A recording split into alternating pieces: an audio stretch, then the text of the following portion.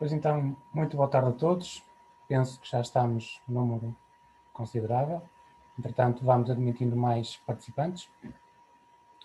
Nós vamos realizar este webinar centrado no tema do Life Cycle Assessment e o Ecodesign.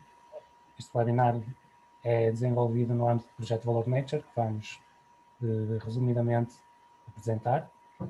Deixo para isso o microfone ao Bruno Pereira da Silva, o nosso coordenador da área de Economia Circular e Ambiente. E, Bruno, passo-te então o microfone e as câmaras.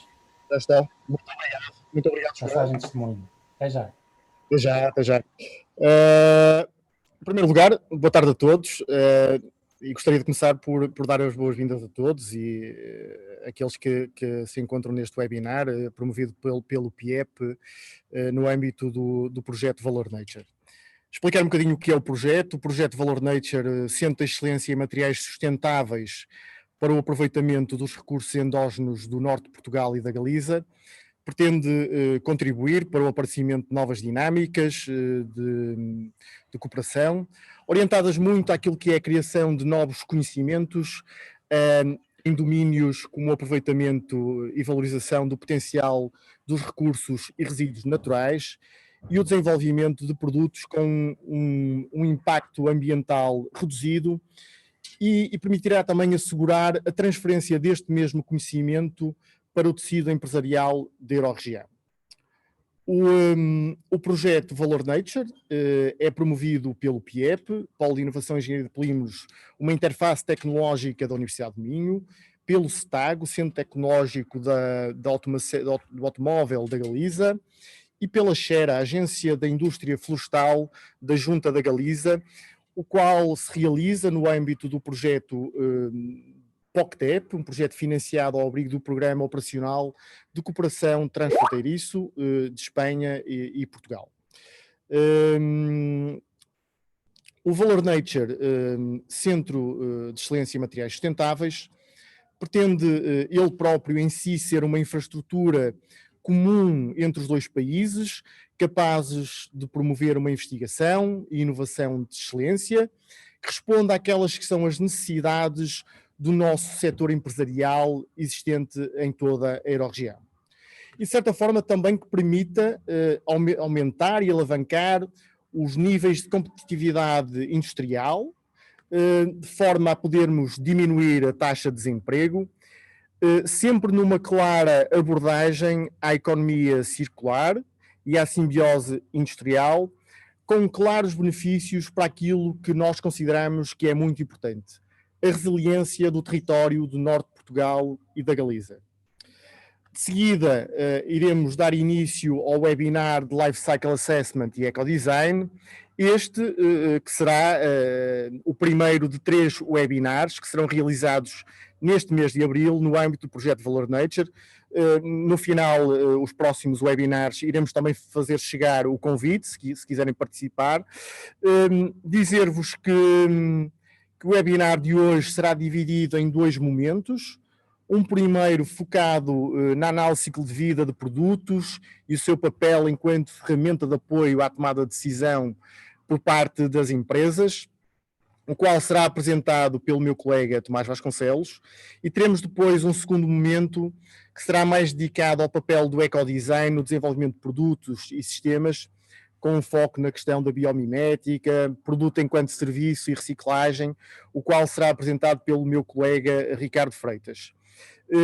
Dizer-vos que, e por forma a termos uma melhor gestão do webinar, a nossa sugestão é que guardem as questões para o final, podem colocar via chat, ou então abriremos os microfones para que possam colocar diretamente a cada um dos oradores que iremos ter.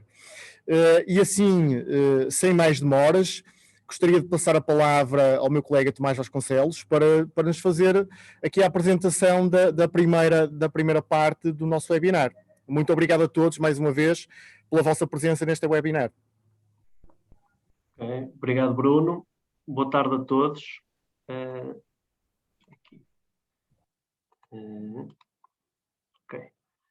Espero que já estejam a ver a apresentação. Como o Bruno referiu, a ferramenta de Life Cycle Assessment vem precisamente, permite quantificar os impactos ambientais e dessa maneira termos uma noção real do que é que são as melhorias ou os problemas que temos que resolver nos produtos. Esta ferramenta é realmente muito importante no que toca à ferramenta como apoio à decisão, ou seja, o objetivo aqui é precisamente nós termos uma noção real e quantificada do que é que são as melhorias e as intervenções que estamos a fazer num produto ou num sistema. É uma ferramenta que tem uma metodologia bastante própria, é normalizada, existem algumas normas, nós optamos por uma normalização da ISO, e isso também torna que seja uma ferramenta robusta, cientificamente também bastante robusta, no sentido em que já tem bastantes anos em termos de publicações e é possivelmente a ferramenta mais consensual no que toca à quantificação de impactos ambientais. O propósito deste webinar é analisarmos com algum detalhe também aquilo que é a metodologia, de que é composto um estudo da LCA, e de seguida passarmos para um caso de estudo prático que foi idealizado para este webinar, em mais um tom exemplificativo, para também mostrar aquilo que são as realidades dos resultados do LCA e da análise. E, por fim, também falar de outras vertentes ligadas à sustentabilidade, associadas ou não ao Life Cycle Assessment. Portanto, como eu dizia, o LCA é realmente uma ferramenta que nos permite quantificar impactos ambientais. Nós ouvimos falar muitas vezes do tópico da sustentabilidade e da sustentabilidade ambiental, mas realmente temos sempre alguma dificuldade em quantificar. Esta ferramenta vem precisamente complementar isso. E permite-nos analisar, tanto ao nível do processo como ao nível do produto, o impacto ambiental do objeto em estudo. Com isto, o que nós conseguimos obter é realmente, podemos ter uma comparação entre desempenhos ambientais de dois produtos ou sistemas, isto é, nós, ao fazermos a quantificação dos impactos ambientais de cada um dos produtos, depois é possível comparar com as suas limitações, mas permite-nos comparar. E realmente no que toca ao apoio à tomada de decisão, como depois o meu colega Ricardo vai falar do ecodesign, é extremamente proveitoso para quem está a executar a parte do desenvolvimento de produto na vertente do ecodesign, saber quantificadamente qual é que são os impactos de determinadas alterações. Ou seja, não nos basearmos num conhecimento empírico, mas sim algo factual e científico, e realmente quantificarmos esses impactos. Como também já tinha referido, é uma ferramenta científica, que é bastante robusta, já é estudada há muitos anos, tem bastantes particularidades, e é um bocado isso que também este webinar se propõe, é precisamente explicar um bocado isso. Em termos das limitações da ferramenta, obviamente que a sustentabilidade é um tópico muito complexo, e realmente existem algumas limitações, mas que neste momento não são possíveis de contornar. Uma delas é que dificilmente nós, quando olhamos para realmente a sustentabilidade, existem muitas categorias de impacto ambiental e, como tal, torna-se por vezes difícil de dizermos o produto A é melhor que o B, mas tipicamente o que se obtém é mais o produto A é melhor que o B em determinados aspectos da vertente ambiental. Isto é uma limitação, porque muitas vezes procura-se uma resposta concreta e é um tema complexo e por isso nem sempre se consegue assim uma resposta cabal.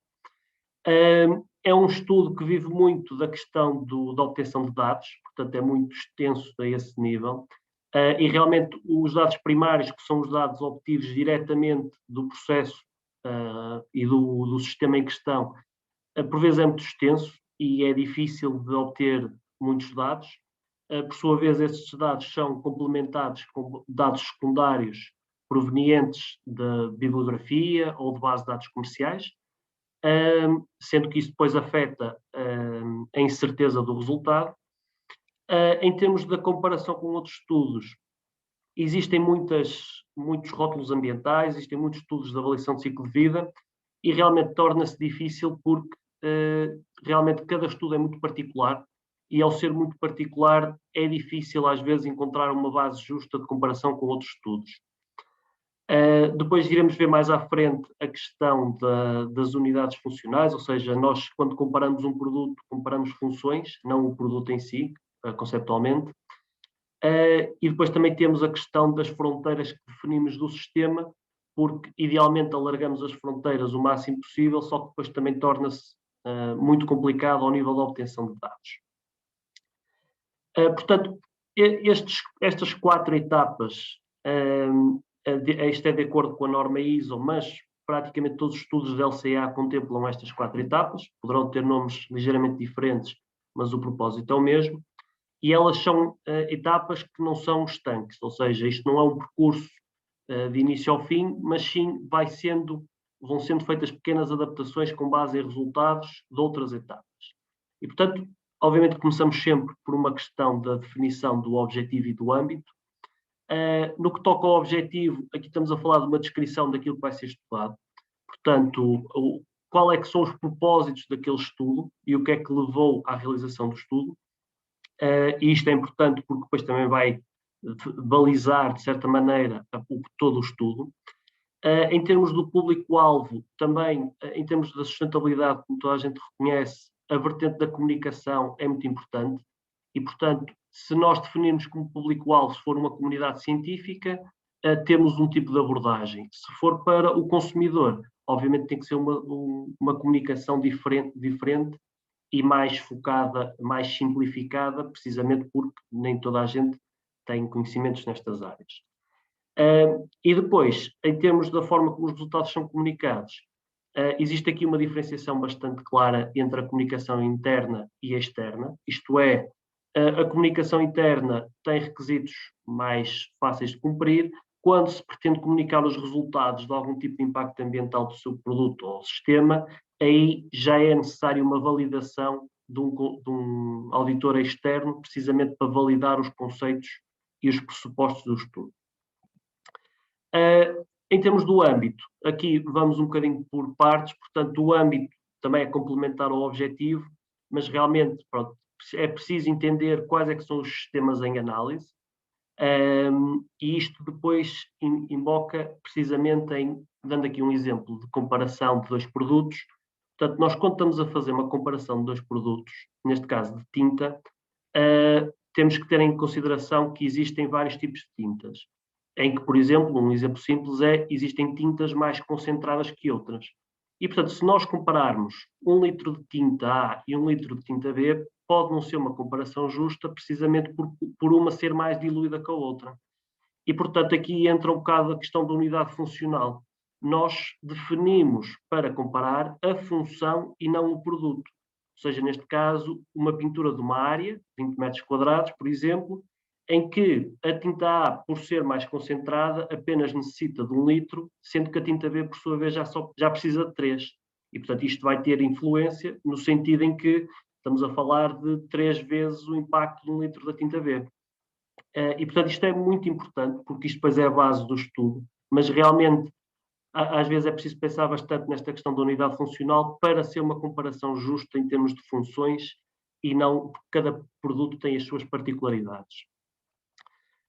Em relação às fronteiras do sistema, aqui vemos um esquema geral daquilo que normalmente são as fases típicas de um ciclo de vida de um produto. Portanto, temos a extração das matérias-primas, essas matérias-primas são processadas, seguem para, caso exista a fabricação de um componente, que pode ser depois, dependendo do sistema, encaminhada para um sítio onde é feito o assembly, e existe a fase de uso, que aqui já é com o consumidor, e depois realmente chega ao fim de vida. Sendo que aqui no fim de vida, obviamente que preferencialmente estamos a falar numa economia circular, portanto, termos aqui um aproveitamento no fim de vida e não ficar simplesmente depositado em aterro.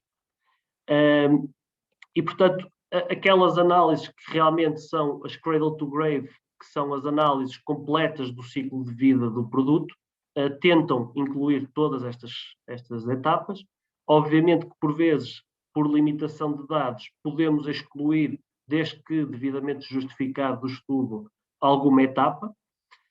Ou então, por exemplo, e um bom exemplo acho que é a questão de produtores de matéria-prima, por exemplo, no caso de um produtor de matéria-prima, ele provavelmente não vai ser capaz de analisar a parte da manufatura da peça, do assembly, porque ele efetivamente vende matéria-prima.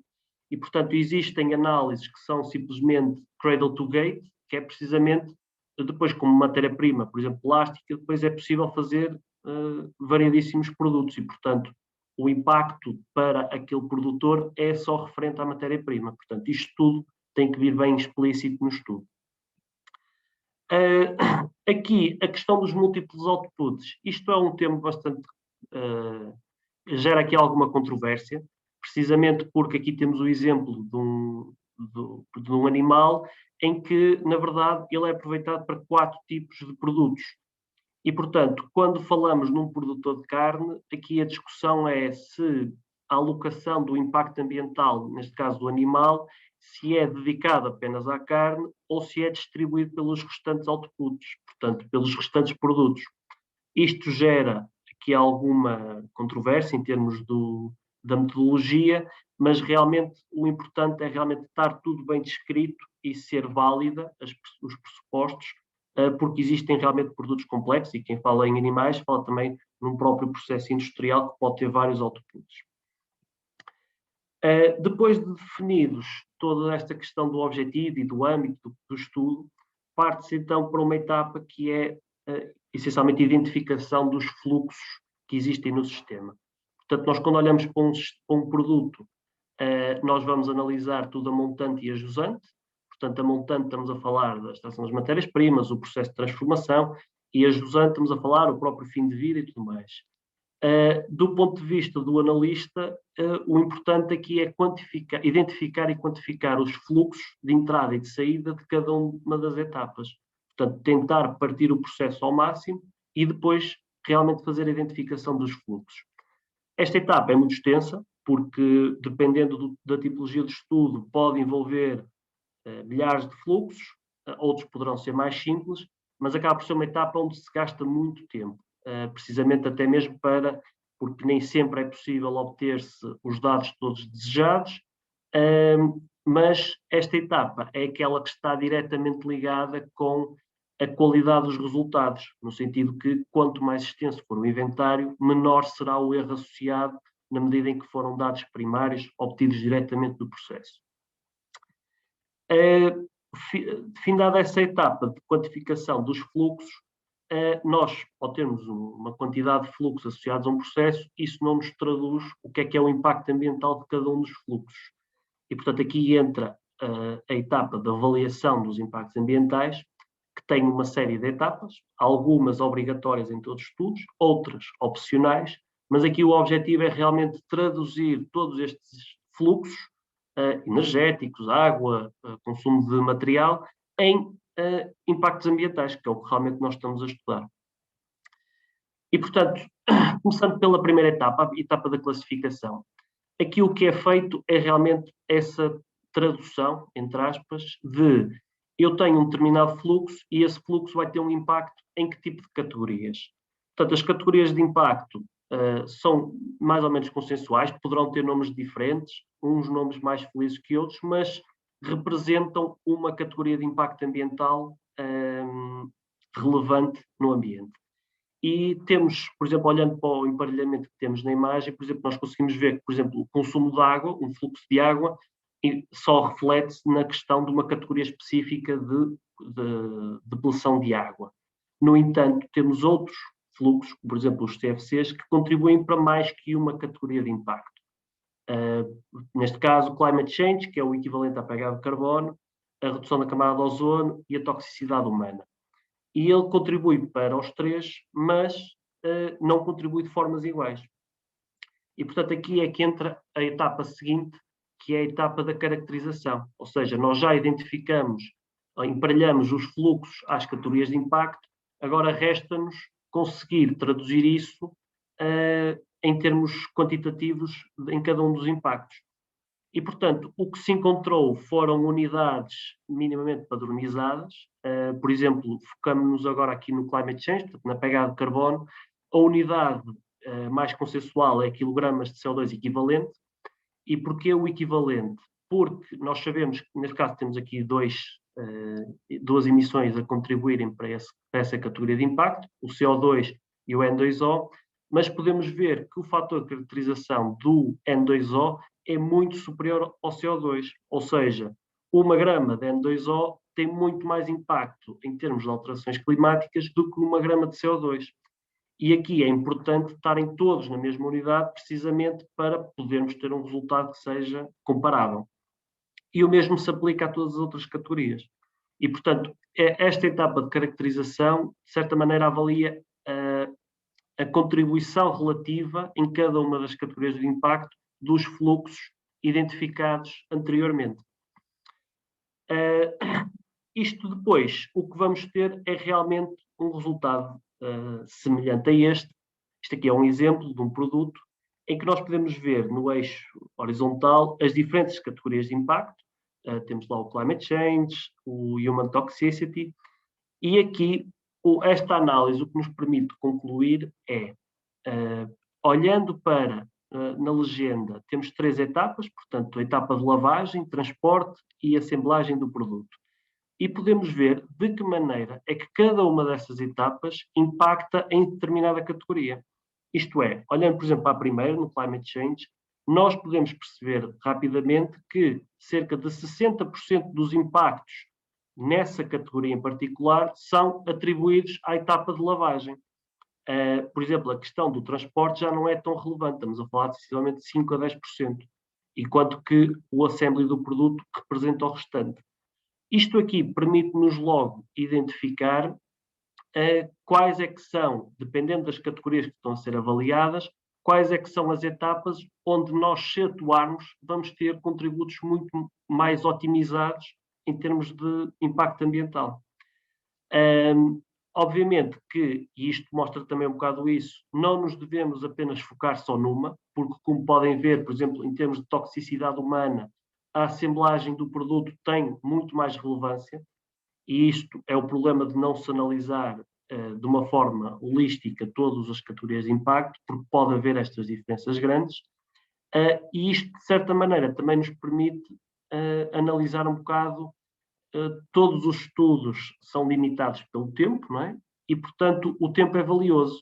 E quando nós estamos a fazer uma análise de inventário, se calhar, se estivermos só a olhar para uma categoria como o Climate Change, se calhar o tempo dedicado à etapa de transporte não deverá ser muito grande, precisamente porque tem uma contribuição muito pequena para o impacto ambiental do produto nesta categoria. Outra coisa que se pode retirar desta análise, ou que não se pode retirar, é nós com esta análise nós não sabemos se o produto tem muito impacto ou não. Nós simplesmente sabemos de forma relativa ao produto onde é que eles estão distribuídos. Nós, se quisermos perceber, fazer uma comparação com outro produto, temos que fazer precisamente o mesmo estudo e perceber para cada categoria qual é que tem um desempenho ambiental melhor. Neste caso, estamos a comparar o produto A e o produto B e podemos ver que, em termos de climate change, o produto B apresenta impactos ambientais menores do que o A. Isto não quer dizer que ambos tenham impactos muito grandes ou muito pequenos. Isso não sabemos. Sabemos é que o B, em relação ao A, tem menor em termos de climate change.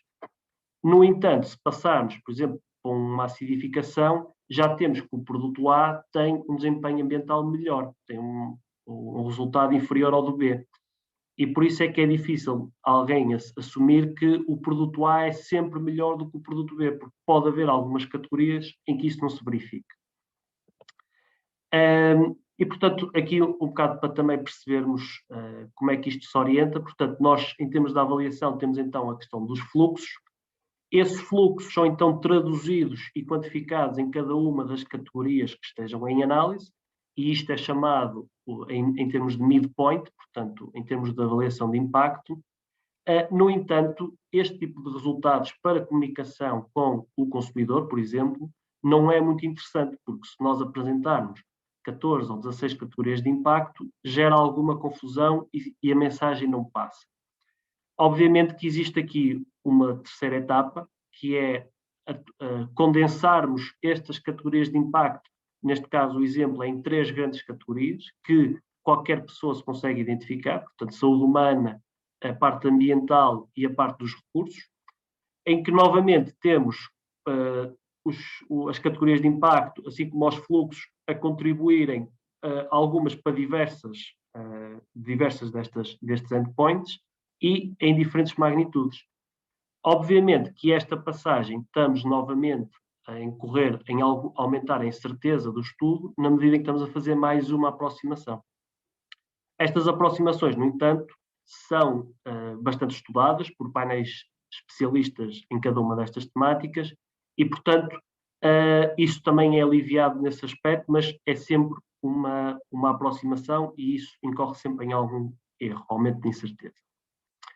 E, portanto, voltando aqui à tabela que tínhamos visto anteriormente, portanto, nós temos os fluxos. Esses fluxos são traduzidos para cada uma das categorias de impacto, sendo que depois, para termos condensado em cada uma daquelas 3 categorias, nós temos que fazer uma etapa de normalização.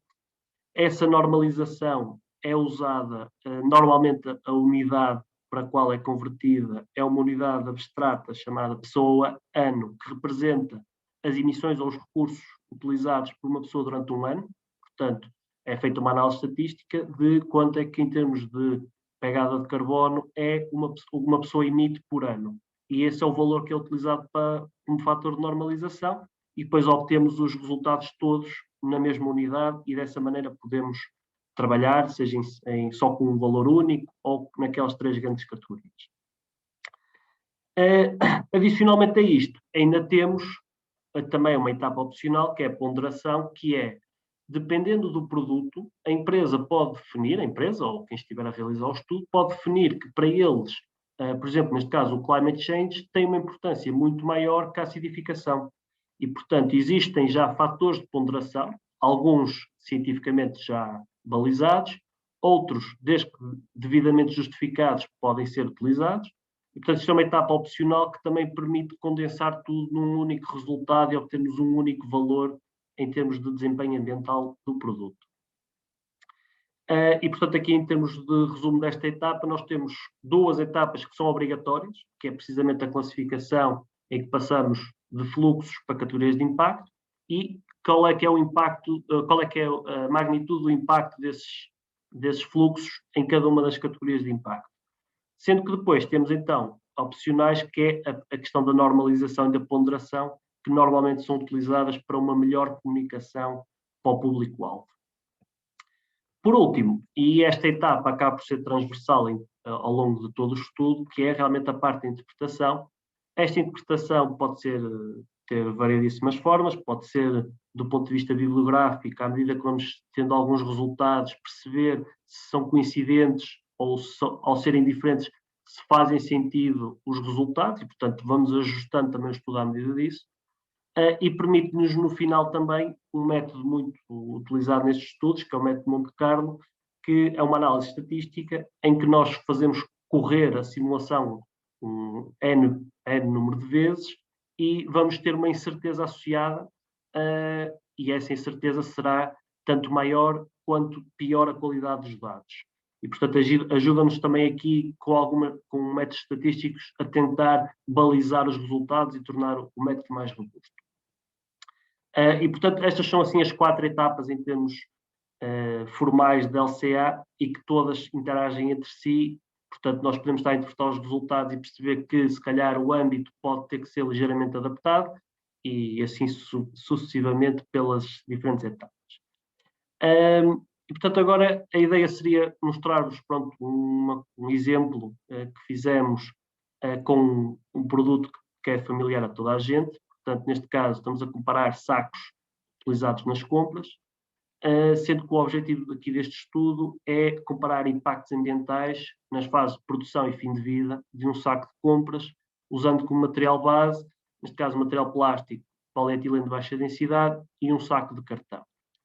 Isto é um estudo, de certa maneira, fictício, portanto, isto foi só mesmo em termos demonstrativos, em que, por exemplo, e aqui já entra a questão da unidade funcional, tem efeitos diretos, portanto, de acordo com as especificidades dos sacos, por exemplo, sendo a unidade funcional o transporte de 12 quilos de compras, pelas especificidades dos materiais, o saco de plástico tipicamente aguenta essa carga, um saco de papel já são necessários 2 sacos para cumprir a unidade funcional.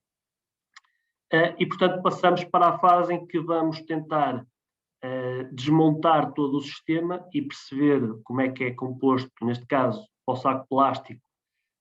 Portanto, o plástico deriva tipicamente do petróleo, temos um processo de refinação, da nafta, a partir da nafta obtemos o etileno, que depois é comprimido, polimerizado e obtemos a resina de polietileno de baixa densidade. Obviamente que todos estes processos vão tendo outros fluxos paralelos a entrar, isto tudo depois é contabilizado.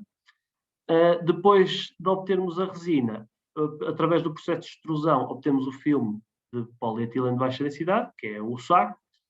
Neste caso, consideramos uma eficiência de 95% neste processo, portanto, da resina à transformação em saco. E depois, então, estamos a considerar, portanto, nós não consideramos as outras etapas por considerar que são iguais nos dois sistemas e estamos a compará-los. A fase de uso, neste caso em particular, estamos a falar da pessoa transportar as compras, o saco transportar as compras, e o saco transportar as compras não tem impactos ambientais considerados. No entanto, quando chegamos realmente ao fim de vida do saco, aí é uma etapa muito específica, que é, nós quando estamos a analisar o fim de vida, nós essencialmente estabelecemos aquilo que são as possibilidades que podem acontecer a esse saco, e começamos a trabalhar a partir daí. Portanto, neste caso, foi considerado um cenário em que, portanto, o saco é colocado de forma correta no contentor da reciclagem, sendo que dos sacos todos que são colocados, apenas 70% é que seguem para reciclagem, os restantes 30% não são aproveitados e vão para a incineração. Dentro da reciclagem, temos uma eficiência de 90%, em que realmente vamos obter material, pellets de reciclado de polietileno de baixa densidade, e temos sensivelmente 10% de resíduos gerados pelo processo, que, por sua vez, também seguem para incineração. Portanto, isto aqui são cenários que se constroem, baseados, seja na literatura, seja naquilo que é as estatísticas de um determinado país, em termos de reciclagens e tudo mais. E, portanto, nós aqui tentamos avaliar diferentes abordagens para perceber e balizar um bocado qual é que é o impacto mínimo e máximo nos produtos. O mesmo é feito para o saco de papel. Obviamente que o processo do papel é diferente, mas em termos de comparação, como estamos a comparar os dois produtos, faz sentido considerar um fim de vida que seja, neste caso consideramos igual, mas pelo menos semelhante, porque senão incorremos o risco de estar a favorecer um material em detrimento do outro, se dissermos que um é 100% reciclável e o outro que é 0%. Portanto, isto vai afetar. A ideia aqui, em termos de comparação, é perceber no mesmo fim de vida o que é que acontece. Obviamente que o processo de reciclagem do papel é diferente do processo de reciclagem do plástico, mas o princípio ser o mesmo. E pronto, definindo então os fluxos, partimos então para a parte da avaliação do impacto ambiental. Isto já existe em bastantes metodologias. Nós no PIEP normalmente utilizamos a recomendada pela União Europeia, o ILCD, que já tem um conjunto de fatores de caracterização já associados e públicos. Utilizamos para fazer a simulação um software próprio para correr LCAs, neste caso o CIMAPRO, e em termos dos dados que utilizamos foi com base numa base de dados comercial, a EcoInvent, que também é disponível.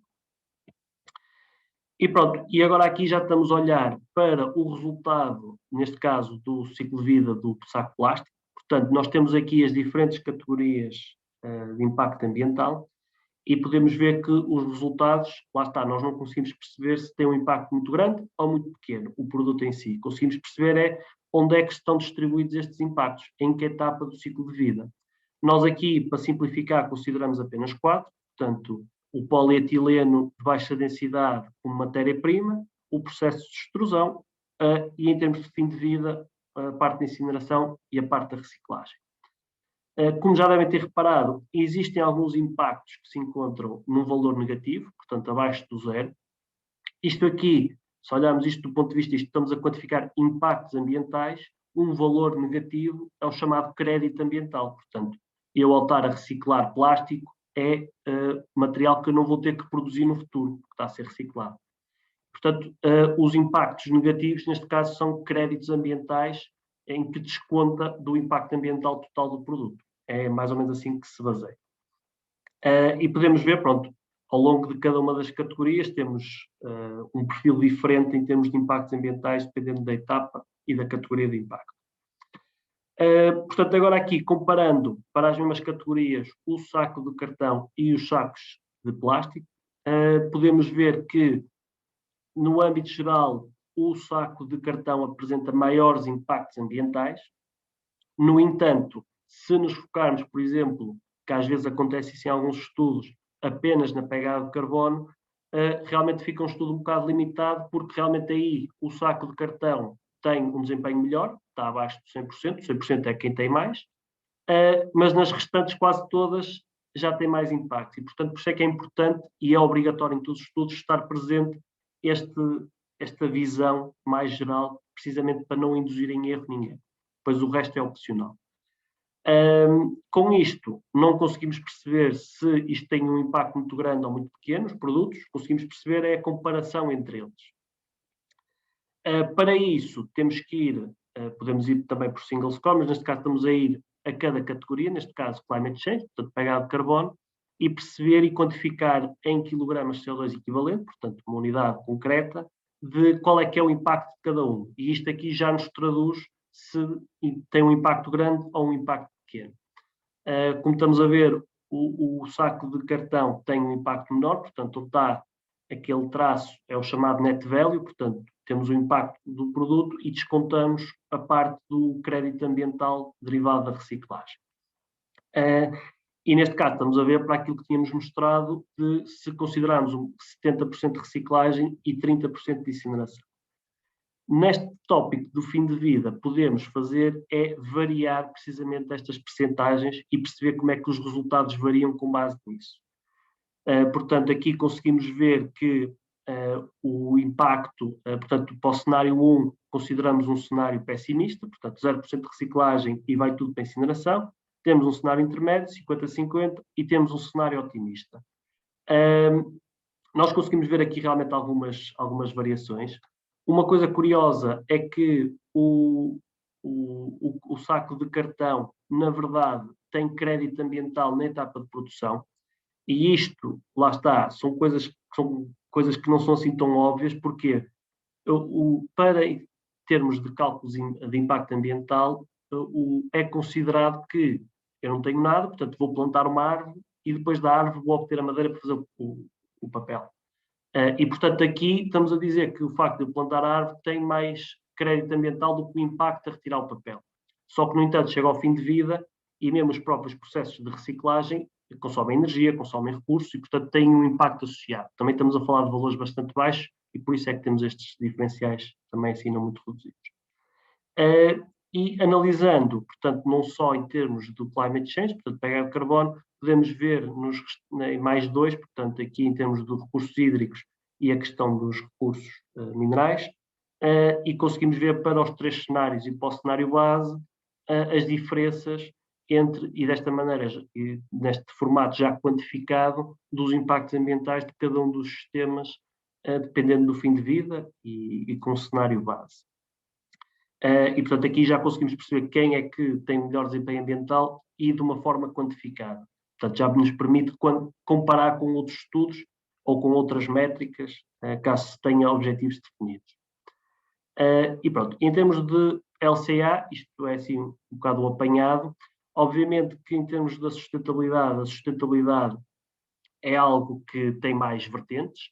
Portanto, existem muitas formas de cálculo de pegadas ecológicas. Pode ser uma pegada de carbono, que é apenas restrita ao cálculo das emissões de carbono. Nós no PIEP fazemos isso, tanto a nível de produto ou da empresa. Existem outras, alguns selos ecológicos, que têm metodologias muito próprias. Aqui, o Product Environmental Footprint é uma iniciativa da União Europeia, de certa maneira, para tentar normalizar todos estes rótulos ecológicos, pegadas ecológicas, LCAs, tentar normalizar e termos um único valor para um determinado produto. é algo que está a ser, nós também estamos a acompanhar, porque ainda não há resultados definitivos, mas está a ser trabalhado, porque a dificuldade disto é que cada produto tem as suas particularidades e, portanto, encontrar regras que se adequem a todos e que sejam justas para todos é complicado, porque isto, como sabem, irá dar vantagens competitivas a uns materiais, a uns produtos, do que a outros.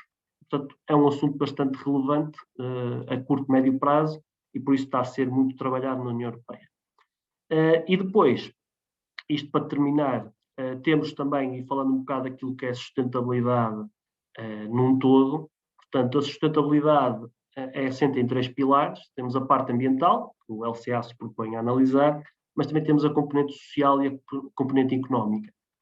E todas elas são importantes, pelo que existe também algumas ferramentas, neste caso o Life Cycle Costing, que é a parte económica, e o Social Life Cycle, que é a parte social. Isto aqui o que nos permite é fazermos também aqui um trade-off, ou seja, nós quando fazemos um estudo de LCA, nós tentamos sempre incluir a parte económica, primeiro porque se a parte económica não for viável, não existe melhorias, não é? E perceber que às vezes pequenos aumentos na parte económica traduzem-se grandes ganhos na parte ambiental e às vezes grandes investimentos na parte económica não trazem assim tantos ganhos em termos financeiros. E, portanto, nós não tentamos sempre juntar essas duas vertentes precisamente para, lá está, no apoio à decisão, realmente ter toda a informação possível que nós conseguirmos para aconselhar o cliente ou a empresa. E pronto, e com isto termino. Vou aqui interromper a partilha. Passo então aqui a palavra ao Ricardo, que vai-vos agora falar de ecodesign, um bocado também com este background. Muito obrigado. Obrigado, Tomás. Sim, eu vou então agora falar do ecodesign. A minha apresentação não será tecnicamente tão rica quanto a de Tomás, talvez pela natureza da própria temática, mas ainda assim vou tentar, no tempo que temos disponível, fazer um overview daquilo, pelo menos de alguns aspectos do ecodesign.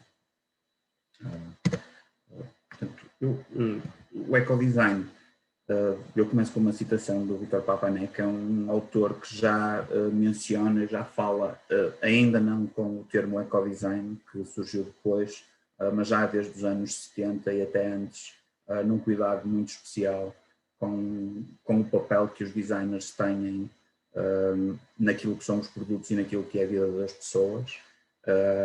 E esta citação é um pouco reflexo disso. Design é a base da atividade humana no sentido de design de resolução de problemas e de um processo para chegar a uma solução. E nesse aspecto todos somos designers durante a nossa própria vida, porque estamos sempre em processo e a tomar opções para atingir determinados fins. Durante a minha apresentação eu vou cobrir alguns temas muito rapidamente, pelo menos alguns deles. Haveria muitos outros temas para falar relativamente ao ecodesign. Eu vou falar aqui de algumas abordagens. A biomimética enquanto um método para obter soluções eficientes e que resultam. Apesar do nome, mais uma vez, ser relativamente recente, a verdade é que isto já é feito desde sempre. Portanto, desde sempre os humanos emularam aquilo que são as características da natureza para obter ferramentas e para conseguir determinados fins. Ou também falar no produto enquanto serviço. Este é um ponto que pode ser muito forte no papel do ecodesign, principalmente no impacto que pode ter. Portanto, um produto enquanto serviço traz muitas vantagens. Mais à frente vamos falar, explorando um caso específico, vamos explorar algumas dessas vantagens e no fim deixo algumas considerações no design para a reciclabilidade. Como a Tomás já falou e como já tiveram a oportunidade de ver, a reciclagem pode não ser a solução para tudo, com certeza que não é a solução para tudo, No entanto, é uma maneira muito interessante de se colmatar alguns problemas e de conseguir ganhar alguns créditos naquilo que são o custo da nossa existência. Por fim, também apresentarei um caso de estudo, um caso de um produto que foi desenvolvido no PIEP, e falo nesse caso de estudo um pouco para deixar patente aquilo que por vezes o ecodesign tem de ser. Não é uma receita, não é uma ferramenta específica que se aplica em determinado momento e produz um resultado. Muitas vezes é mais um foco e é quase que um estado de espírito durante o desenvolvimento de um produto que, se for sempre mantido, eventualmente trará resultados, mesmo que não sejam os resultados que inicialmente gostaríamos de ter, ou que não sejam os resultados totais, mas é um pouco no espírito da melhoria contínua, e se tivermos sempre com essa presença, eventualmente as coisas vão melhorando e eventualmente essa melhoria vai ser cada vez maior. Ainda antes de passar à bibliomimética, enquanto profissional de desenvolvimento de produto, e penso que nos participantes terão alguns também, há aqui alguns mitos, se calhar é um termo muito forte, mas há aqui algumas particularidades que rodeiam a profissão de designer, e designer aqui não vejam só como designer enquanto estética ou enquanto designer, enquanto artista, mas designer como todo aquela pessoa que trabalha no desenvolvimento de um produto. Portanto, todos os engenheiros que trabalham no desenvolvimento de produto, todos os biólogos, toda a gente. O mito da obsolescência, isto é uma característica que desde a Segunda Grande Guerra tem sido, eu diria que em crescendo, a necessidade de ter novos produtos, e os produtos têm de acabar porque há novos produtos a chegar e há uma constante pressão do mercado sobre o consumidor para ter novos produtos. Vemos isso das mais diversas maneiras, com muitas versões de telemóveis, relógios, roupa, coleções, todos os anos não chega, é melhor 4 vezes por ano, porque há diversas estações. Portanto, há sempre uma necessidade muito grande de produtos novos, e isto, na verdade, é falso. Não existe mesmo essa necessidade. Foi uma necessidade que algumas características sociais durante o período no fim da Segunda Guerra Mundial e mesmo durante a Guerra Fria acabaram por deixar na sociedade global. O segundo é a falta de controle dos designers. Aqui aí falo um bocado contra mim e contra os colegas de profissão, que muitas vezes estamos presos àquilo que conseguimos fazer porque a direção não quer, o marketing é que manda e acha que é melhor aquilo. Isto até certo ponto é verdade, não há dúvida absolutamente nenhuma. No entanto, isso é só mais um constrangimento nos imensos constrangimentos que o desenvolvimento de produto tem. E é possível, mesmo tendo todos os requisitos e todas as imposições destas partes, é possível ainda assim levar as coisas para um caminho diferente do que se simplesmente alinharmos e formos coniventes com esses objetivos. E o último é o mito da qualidade já não conta. Este também tem, se calhar, vindo nos últimos tempos mais recentes a dissipar-se um pouco, mas ainda assim o fácil acesso a produtos muito variados e muito baratos produziu problemas muito grandes. Vimos isso no têxtil, em que agora há têxteis e há produtos de todo tipo que são extraordinariamente baratos, presentes de todas as maneiras, vêm de todas as partes do mundo, e a verdade é que isso, em termos de impactos ambientais, tem sido muito pesado. No entanto, e nos últimos anos tem-se visto essa tendência, há uma crescente preocupação em que os produtos não sejam só tão quase descartáveis, não sendo descartáveis no seu princípio, quase que são, pela falta de qualidade e pelo, ok, este custa 5, compro, daqui a 15 dias compro outro porque são só 5, custo é fácil. Isso tem-se vindo a contrariar um pouco, o que também é um ponto muito positivo. A biomimética. A biomimética é uma abordagem que procura soluções sustentáveis para os vários problemas que vamos tendo a nível de desenvolvimento de produtos, sejam eles mecânicos, sejam funcionais, às vezes até de sistema, e procuramos as soluções muitas vezes chama-se-lhe inspiração, mas na verdade é uma cópia e adaptação.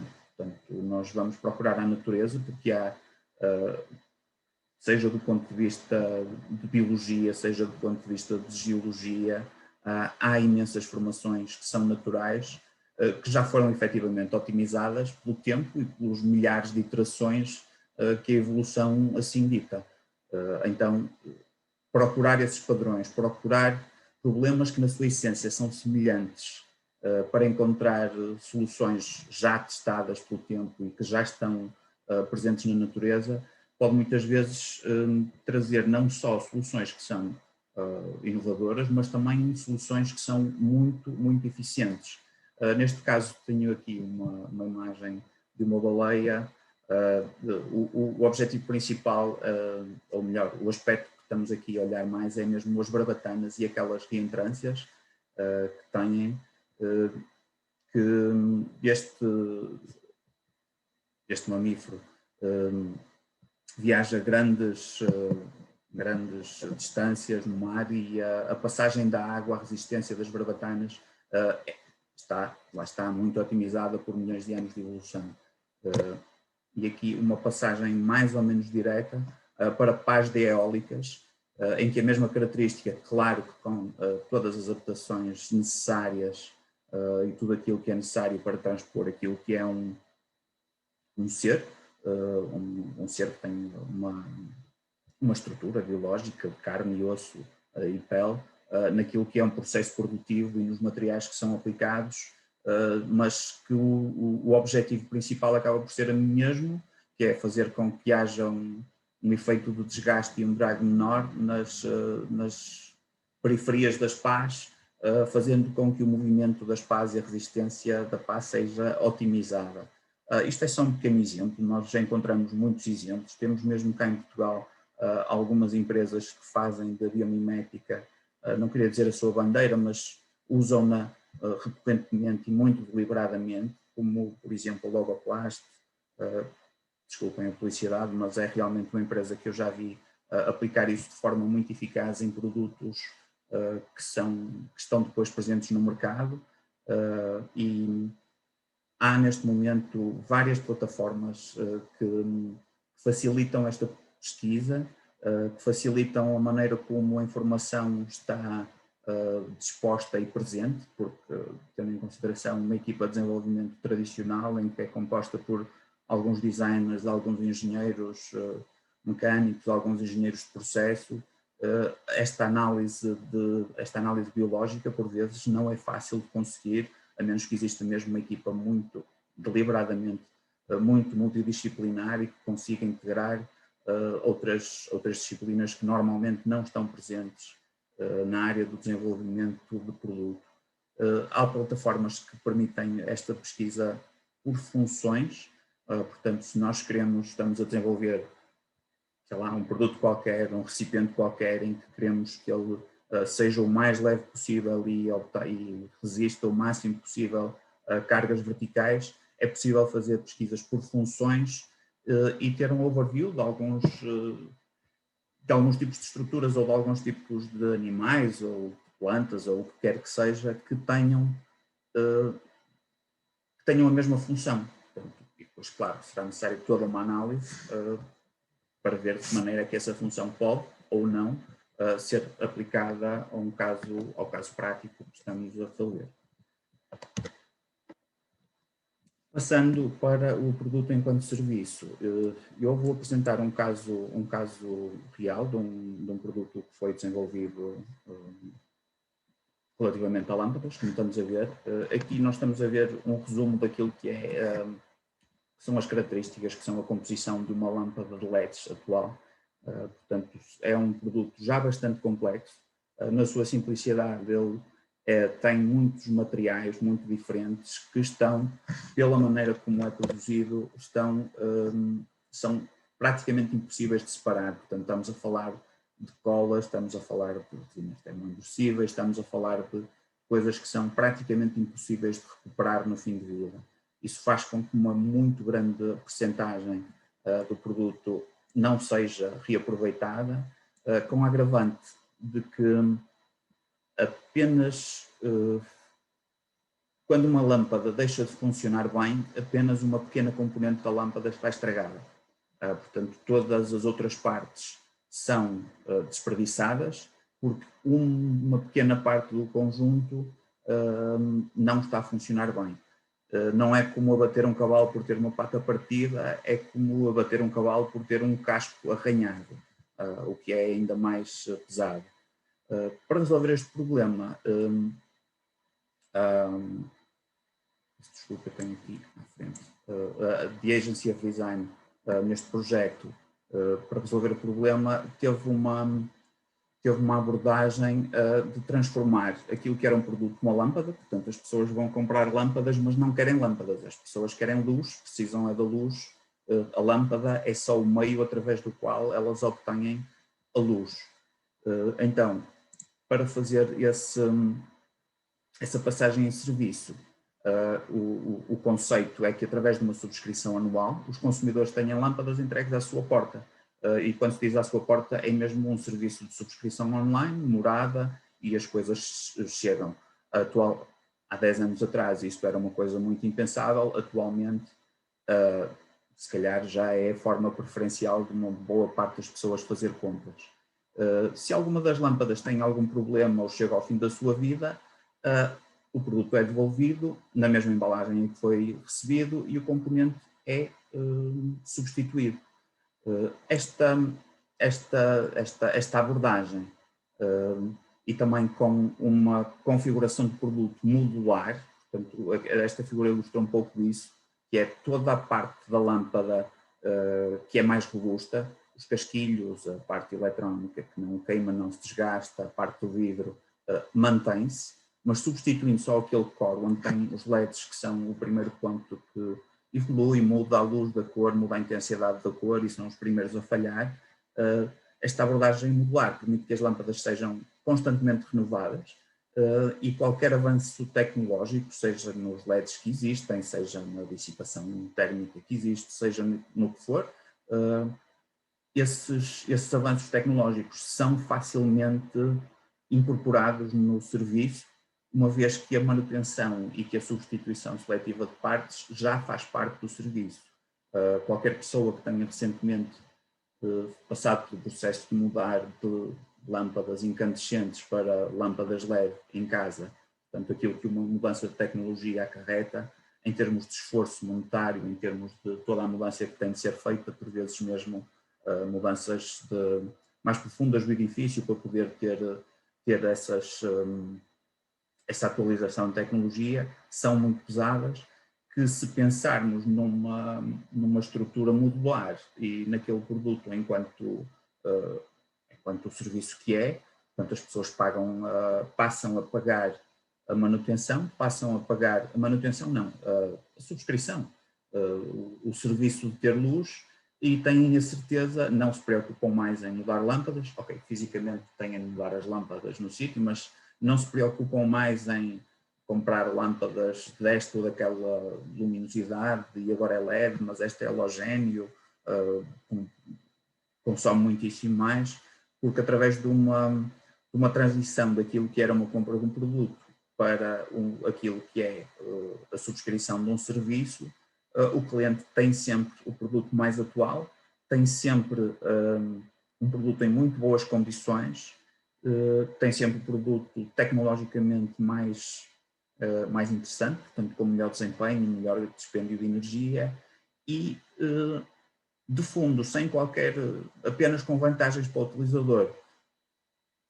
Tem também um impacto muitíssimo menor ambientalmente, porque aquilo que antes era um desperdício de 99% que tinha de ir para aterro com toda a certeza, passa a ser apenas uma percentagem muito pequena a ser desperdiçada para aterro, porque como é serviço, a empresa tem toda a vantagem e todo o interesse em recolher todas as partes que estão defeituosas, porque consegue reaproveitar aquelas que não estão e mantê-las em uso muito mais tempo, o que aproxima bastante daquilo que é o conceito de uma economia circular. Passo já de seguida para algumas das recomendações, agora no que diz respeito à reciclagem, que passa muito pela maneira como as coisas são desenhadas. Para que se possa utilizar e ter matérias-primas de reciclagem de qualidade, é necessário que haja processos de separação e que haja os resíduos também de qualidade. Para que esses resíduos de qualidade existam, é inevitável ou é imprescindível que na fase do design uma série de coisas tenha havido atenção. Deixo algumas recomendações, haveria muitas mais a ter, mas aqui se calhar estas são mais orientadas até àquilo que é a embalagem, que também atualmente em termos de plásticos é um ponto muito importante. Portanto, utilizar componentes na embalagem que sejam facilmente separáveis, rótulos, tampas ou suportes de diferentes materiais, portanto, sempre que há alguma coisa que seja colada ou de muito difícil separação, vai inevitavelmente dificultar depois o processo de reciclagem ou até mesmo tornar o produto impossível de reciclar. Embalagens de grandes dimensões devem ser desdobráveis ou facilmente despalmáveis. Isto tem mais a ver, se calhar, menos com a parte da reciclagem, mas mais a ver com a parte doméstica e daquilo que é a gestão das pessoas. Portanto, será mais fácil levar mais pessoas a fazer separação se conseguirem fazer uma gestão doméstica daquilo que são os resíduos e reduzir o volume que ocupam. Utilizar materiais de diferentes densidades. Esta aqui se calhar é condicional e esta é interessante quando não é possível usar materiais iguais. Portanto, os processos de separação muitas vezes nos plásticos são feitos por diferenças de densidade, por um processo por decantação, e por essa razão, se usarmos materiais diferentes com densidades muito diferentes, será depois possível separá-los num processo mais à frente. Se forem muito semelhantes e incompatíveis, vai haver contaminação. Rótulos que não ocupem mais de 2/3 da embalagem, porque nas estações de triagem automatizadas há sistemas ópticos que identificam as embalagens segundo o material. Portanto, se uma embalagem está totalmente coberta por um rótulo que é diferente daquilo que é a própria embalagem, a embalagem vai ser mal identificada. Os tons escuros dificultam a triagem. Os tons escuros têm outros problemas, mas além desses dificultam a triagem, pois pela maneira como absorvem a luz dos sistemas de separação óptica. Uma que não está aqui escrita, mas também tem a ver com os tons escuros, é que é muito difícil reciclar uma embalagem que era preta e transformá-la noutra que não seja preta também. Portanto, limita muito aquilo que é a sua aplicação. Quando são utilizados materiais diferentes que sejam compatíveis entre si, se não puderem ser muito diferentes para facilitar a separação. As embalagens incolores são preferíveis às coloridas, e aqui as coloridas, o ideal é serem incolores. Se não forem incolores e tiverem cor, que sejam de cores claras, e quanto mais escura for a cor, pior será o resultado. Utilizar tintas não incluídas na lista de exclusão de matérias-primas. Há já uma lista de exclusão de matérias-primas pela União Europeia que lista todas as tintas que não são, todas as tintas que não devem ser utilizadas, pois comprometem muito aquilo que pode ser a reciclagem depois do produto. Utilizar colas solúveis em água ou colas hot melt solúveis, portanto, sempre colas solúveis que seja facilmente, num processo de reciclagem, sejam facilmente dissolvidas e que aquilo que era colado deixe de ser colado. Se forem usadas colas que não são separáveis por estes métodos, mais uma vez, não será possível a separação e haverá contaminação, diminuindo a qualidade do reciclado ou até comprometendo toda a sua reciclabilidade. E sempre possível, evitar a utilização de componentes em silicone ou borracha, pelas suas características. O silicone é difícil de separação, portanto, muitos destes pontos assentam na facilidade ou na possibilidade de separação dos materiais para que aqueles que realmente são recicláveis o possam ser e não fiquem contaminados ou cuja reciclagem fique comprometida. Agora, passava então para um caso de estudo. Este caso de estudo já tem algum tempo, mas ainda assim é interessante pelas suas características, que foi o desenvolvimento de uma cápsula de café. A empresa em questão já tinha estas cápsulas de café, já produzia, a empresa faz a torrefação do café, mas vendia estas cápsulas que eram compradas e pela maneira como o mercado funcionava nessa altura, as cápsulas eram compradas em Itália.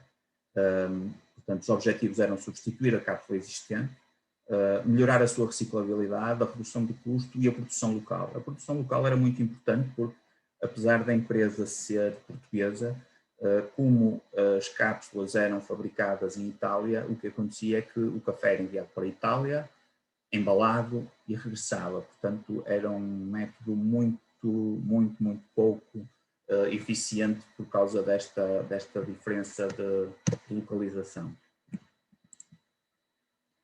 Estas eram as características do produto original, portanto, a produção e o embalamento eram feitos a longa distância. Num produto tão simples existiam 3 materiais diferentes.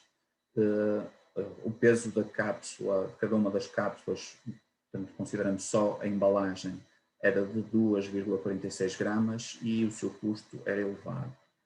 Aqui é fácil de identificar que a questão dos 3 materiais praticamente impossíveis de separar porque estavam colados e tinham alguns materiais muito próximos, portanto uma película de um material diferente que compunha o corpo da cápsula. Pronto, era um produto pouco eficiente, digamos assim. Para desenvolver aqui, então estes eram os requisitos principais daquilo que nós queríamos fazer, claro, mantendo todas as funções que a própria cápsula tem de manter. Num estágio inicial foram desenvolvidos conceitos de uma maneira muito, não quero dizer aleatória, mas pronto, muito livre, e alterar o modo de funcionamento, fugir às patentes existentes. Nesta altura, as patentes do sistema para o qual esta cápsula devia ser compatível ainda eram muito restritivas e, portanto, era um problema legal sério. Aqui houve um problema das variações de conceito serem excessivamente disruptivas relativamente àquilo que o mercado estava habituado a ter, e havia a necessidade do princípio de funcionamento, porque, como estão a ver, estas cápsulas, apesar de serem de plástico, nota-se em cima não tinham nenhuma abertura como o produto original tinha. O conceito escolhido, então, foi este, por uma questão, eles, em termos de funcionamento, seriam todos muito semelhantes. Depois, aqui foi já, aí sim, uma opção de marketing, com a escolha daquilo que seria o mais próximo que a empresa em questão gostaria de ver implementado. O funcionamento deste produto passaria a ser o fecho da máquina. Portanto, a cápsula era ligeiramente maior e o fecho da máquina, que tem um movimento mecânico muito marcado, o próprio movimento da máquina faria partir a cápsula e assim ter aquela abertura. Isto evitaria um processo de soldadura, evitaria mais uma película de alumínio que anteriormente tinha na parte de cima da cápsula e por ter um método de funcionamento completamente diferente, fugiria a tudo aquilo que fossem proteções da marca original.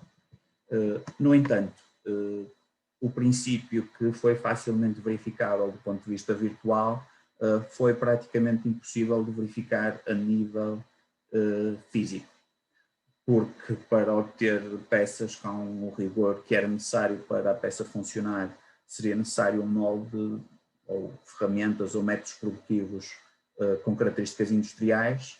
No entanto, para haver a segurança para avançar para um processo totalmente industrial, seria necessário haver alguma segurança que o processo e que o método de funcionamento realmente funcionava. Portanto, esta impossibilidade de obter fidelidade, de conseguir validar o ponto principal que validaria aquele conceito, foi impossível de verificar.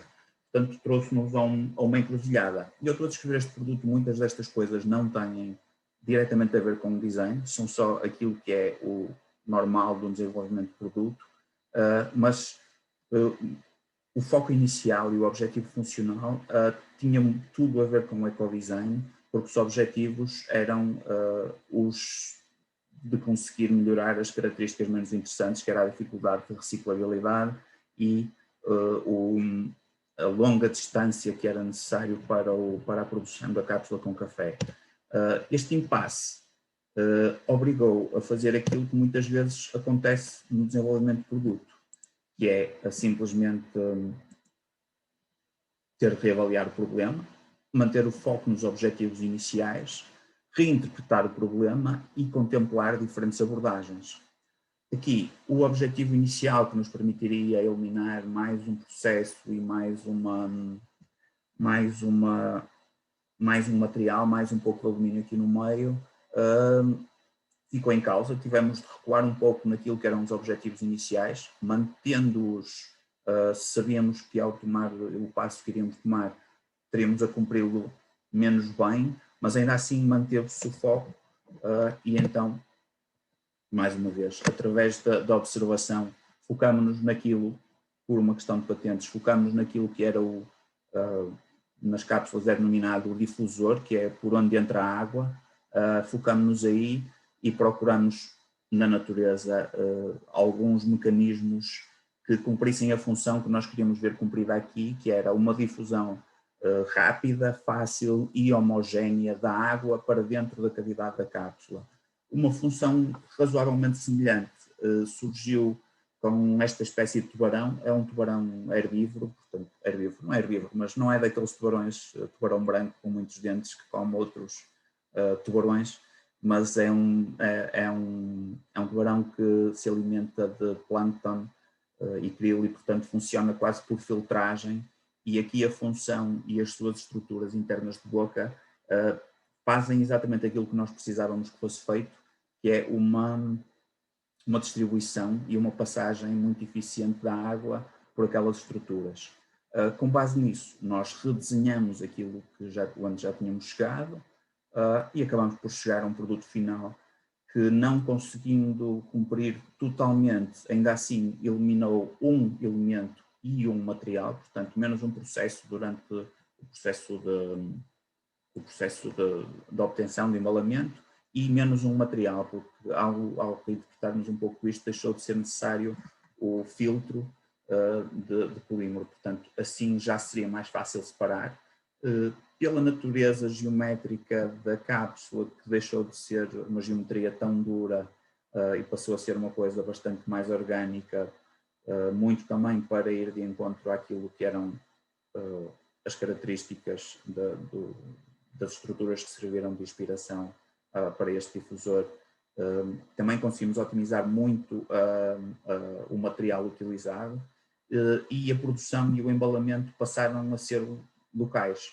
Portanto, aquilo que antes era um processo de fabricar as cápsulas em Itália, ir embalar e devolver à casa-mãe para depois fazer a distribuição, passou a ser feito no espaço de poucos quilómetros.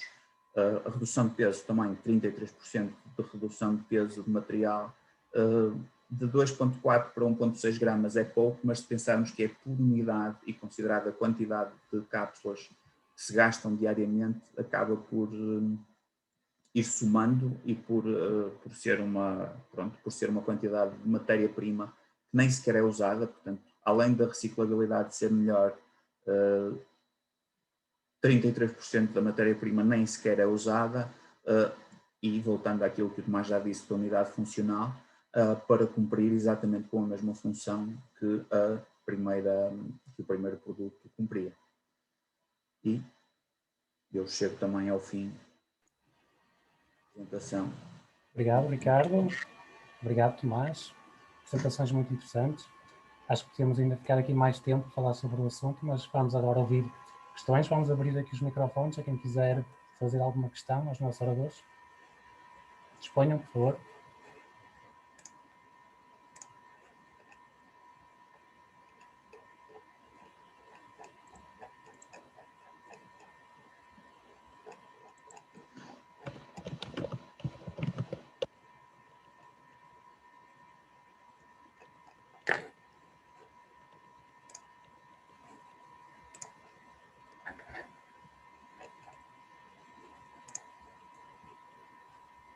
João, se não houver questões, se calhar Sim. eu faria a intervenção final desse momento do webinar. Passo a palavra, Bruno. Em primeiro lugar, queria agradecer aos nossos oradores e pela excelente apresentação que fizeram, o que demonstra o quanto nós hoje estamos preparados para responder àqueles que são os desafios da economia circular e da simbiose industrial. E isso acho para mim que é inequívoco e que será extremamente importante para podermos realmente suportar as empresas no desenvolvimento de produtos mais sustentáveis. Depois, transmitir a todos que este webinar foi gravado e que será disponibilizado também, quer seja nas redes sociais da instituição, do PIEP, mas também poderá ser facultado a todos os que participaram no mesmo. E as apresentações também serão enviadas por e-mail ou será criada uma plataforma de acesso para que tenham acesso à mesma. Resta-me então agradecer a todos por terem participado, dizer-vos que iremos continuar a trabalhar em prol das empresas e das instituições e que o projeto Valor Nature terá então mais 2 webinars, o qual iremos fazer chegar os convites, se quiserem participar nos mesmos. Muito obrigado a todos e até uma próxima.